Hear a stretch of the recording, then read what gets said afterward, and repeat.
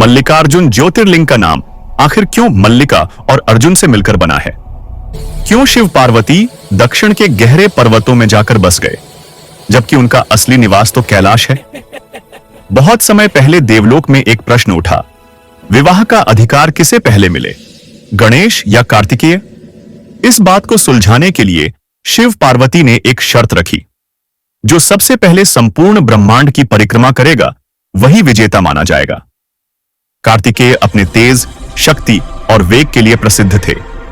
वे तुरंत अपने मयूर पर सवार होकर निकल पड़े, पर गणेश ने बुद्धि का मार्ग चुना।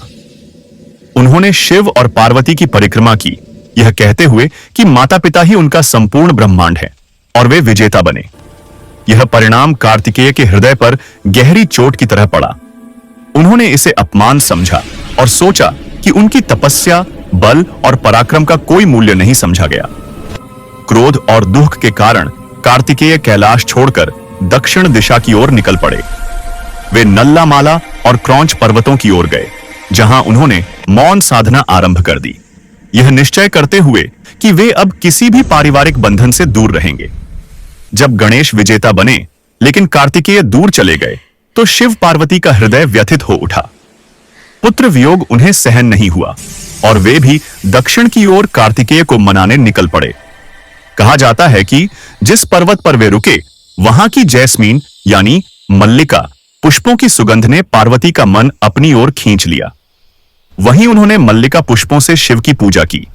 दूसरी ओर शिव ने कार्तिकेय की पीड़ा को समझते हुए एक नया दिव्य रूप धारण किया, अर्जुन, जिसका अर्थ है शूरवीर। और यही वह क्षण था जब मल्लिका और अर्जुन के मिलन से उस स्थान का नाम बना, मल्लिकार्जुन। पार्वती इसी स्थान पर भ्रामरी रूप में विराजमान हुई, क्योंकि कहा जाता है कि कार्तिकेय की खोज में वे भंवरे की तरह दिशाओं में भटक रही थीं। अंत में जब कार्तिकेय ने देखा कि उनके माता पिता उनके पीछे आए हैं, तो उनका क्रोध शांत हो गया।